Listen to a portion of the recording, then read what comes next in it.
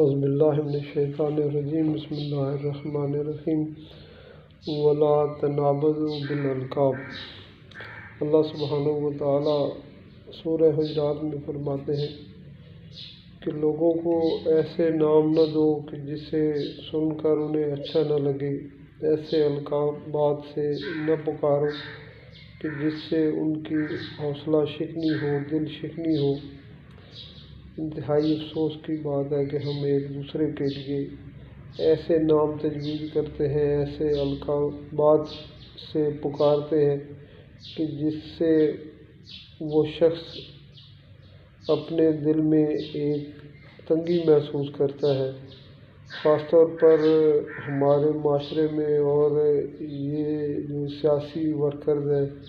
یہ ایک دوسرے کے سیاسی مخالفین کو ایسے ناموں سے، اور چاہے وہ بڑے